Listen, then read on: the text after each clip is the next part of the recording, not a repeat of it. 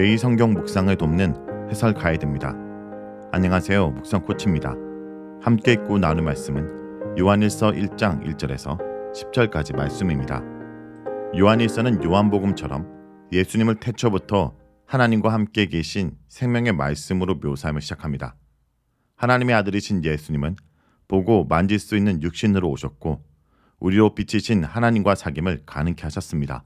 1절에서 4절 읽겠습니다. 태초부터 있는 생명의 말씀에 관하여는 우리가 들은 바요 눈으로 본 바요 자세히 보고 우리의 손으로 만진 바라. 이 생명이 나타나신 바 된지라. 이 영원한 생명을 우리가 보았고 증언하여 너희에게 전하노니 이는 아버지와 함께 계시다가 우리에게 나타나신 바 된 이시니라. 우리가 보고 들은 바를 너희에게도 전함은 너희로 우리와 사귐이 있게 하려 함이니 우리의 사귐은 아버지와 그의 아들 예수 그리스도와 더불어 누림이라. 우리가 이것을 쓰면 우리의 기쁨이 충만하게 하려 함이라.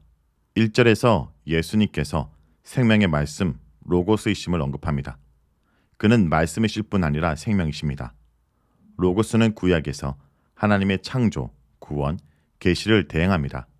이제 요한일서는 이 로고스를 생명과 연결시킵니다. 예수 그리스도는 생명 그 자체이십니다. 우리가 예수님과 교제하게 될 때 생명을 얻고 생명을 경험할 수 있습니다. 본문은 또한 로고스이신 그리스도의 선제성과 성육신을 함께 언급합니다.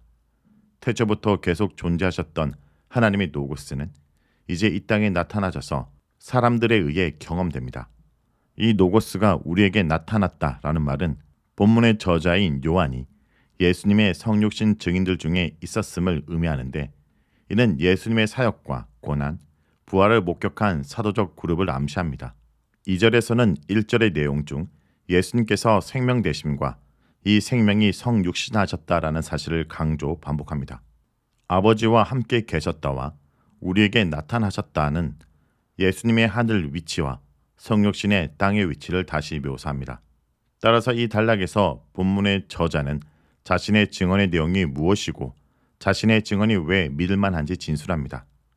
자신의 증언은 생명의 말씀이신 예수 그리스도에 관한 것입니다.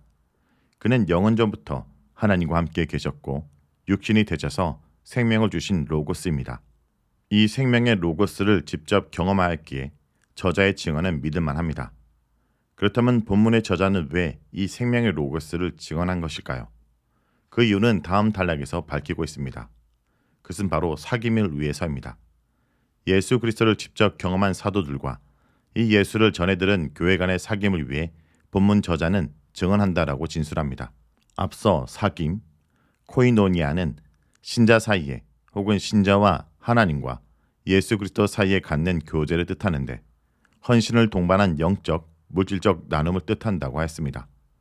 따라서 본문 저자는 자신이 예수님에 대해 증언하는 이유는 바로 수신자들과 이러한 전인격적 교제를 나누기 위해서라 밝히는 것입니다. 그런데 이 사귐은 곧 아버지와 아들과 더불어 누리는 사귐입니다. 사도와 교회의 사귐의 기초는 하나님과의 사귐입니다. 각자가 갖는 하나님과 그 아들 예수 그리스도와의 사귐이 없으면 기독교적 교제와 나눔은 무의미하며 불가능합니다. 본문 저자는 이 점을 강조하기 위해 우리의 사귐을 헬라어 강조 용법을 통해서 강조하고 있습니다. 다시 말하면 사도와 교회의 사귐의 특징은 바로 하나님과 예수 그리스도와 함께하는 사귐의 기초 위에 있고 그 사귐과 함께 이루어집니다. 4절에서 저자는 사도들의 종말론적 기쁨이 하나님 아버지와 아들 예수님과의 사귐의 기초에서 교회와의 사귐을 통해 완성된다 말합니다. 저자는 이러한 종말론적 기쁨의 완성을 통해 지금 편지를 쓰고 있는 것입니다. 그러므로 이 단락에서 저자는 자신과 교회와의 사귐은 하나님과의 사귐에 기초하며 그 사귐을 통해 교회적 교제와 나눔이 가능하다는 것을 강조합니다. 그리고 이러한 사귐을 통해 우리는 하나님께서 주시는 종말론적 기쁨을 누릴 수 있다 합니다. 5절에서 10절 읽겠습니다. 우리가 그에게서 듣고 너희에게 전하는 소식은 이것이니 곧 하나님은 빛이시라. 그에게는 어둠이 조금도 없으시다는 것이니라. 만일 우리가 하나님과 사귐이 있다 하고 어둠에 행하면 거짓말을 하고 진리를 행하지 아니함이거니와, 그가 빛 가운데 계신 것 같이 우리도 빛 가운데 행하면 우리가 서로 사귐이 있고 그 아들 예수의 피가 우리를 모든 죄에서 깨끗하게 하실 것이요 만일 우리가 죄가 없다고 말하면 스스로 속이고 또 진리가 우리 속에 있지 아니할 것이요 만일 우리가 우리 죄를 자백하면 그는 미쁘시고 의로우사 우리 죄를 사하시고 우리를 모든 불의에서 깨끗하게 하실 것이요 만일 우리가 범죄하지 아니하였다 하면 하나님을 거짓말하는 이로 만드는 것이니 또한 그의 말씀이 우리 속에 있지 아니하니라. 5절에서 7절은 빛이신 하나님과의 사귐을 말합니다. 사도적 메시지의 핵심을 본문에 소개하고 있습니다. 그것은 하나님이 빛이시라는 것입니다. 하나님은 구약에서부터 빛과 연관된 분이심을 나타냅니다. 그는 빛을 창조하신 분이시요 이스라엘에서 빛 같은 존재셨습니다. 빛으로 이스라엘을 인도하셨을 뿐 아니라 이스라엘에게 빛을 주시는 분이셨습니다. 그의 계시와 인도는 빛과 같았습니다. 이제 사도는 여기서 하나님을 빛 자체라 소개하면서 어둠과 대조되는 분으로 묘사합니다. 5절에 조금도라는 말은 그가 빛으로서 어둠과 극명한 대조를 이루신 분이라는 것을 강조합니다. 어둠은 여기서 도덕적 의미로 사용되었는데 죄와 악을 일컫습니다. 그러므로 여기서 하나님의 빛대심도 1차적으로 도덕적 의미가 있다고 할 수 있습니다. 즉 하나님은 죄와 악이 조금도 없으시고 거룩하고 완전하신 분이라는 것입니다. 하나님과의 사귐이 있다라고 하면서 어둠 가운데 행하는 자는 두 가지 잘못을 하는 것입니다. 첫째, 그는 거짓말을 하는 것입니다. 왜냐하면 하나님과 어둠은 극명한 대조를 이루고 절대 사귈 수 없기 때문입니다. 하나님과 사귀는 자는 어둠과 사귈 수 없습니다. 둘째, 진리를 행하지 않기 때문입니다. 요한복음 3장 20절에서 21절에 의하면 진리를 행하는 자는 빛으로 나오고 악을 행하는 자는 빛을 피합니다.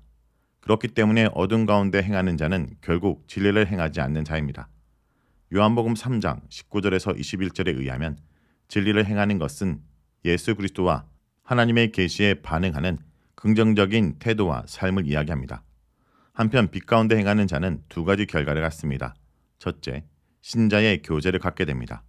이는 약간 예상치 못한 진술이기도 합니다. 하나님과의 교제가 언급될 것으로 예상되었기 때문입니다. 그러나 본문 저자는 하나님과의 관계를 넘어 신자 사이의 친밀한 사귐까지도 언급합니다. 아담이 사람들과 관계를 단절시켰다면 이제 그리스도를 통한 빛된 삶은 사람과 사람 사이의 관계를 회복시킵니다. 둘째, 빛 가운데 행하는 자는 예수님의 보혈로 정결케 됩니다. 빛 가운데 행하는 자, 진리를 행하는 자는 하나님과 예수 그리스도의 계시에 항상 열려있기 때문에 언제나 예수님의 보혈, 즉 예수님의 용서의 은혜를 받을 수 있습니다. 여기서 행하다와 정결하다는 모두 헬라어 현재형으로 이 두 가지 사실이 신자에게 늘 일어난다라는 것을 가리킵니다. 8절에서 10절은 회개와 하나님과의 사귐입니다. 죄에 대한 두 가지 태도가 언급됩니다. 먼저 죄가 없다라고 하는 것인데 이는 두 가지 결과를 초래합니다. 첫째, 스스로를 속이게 됩니다.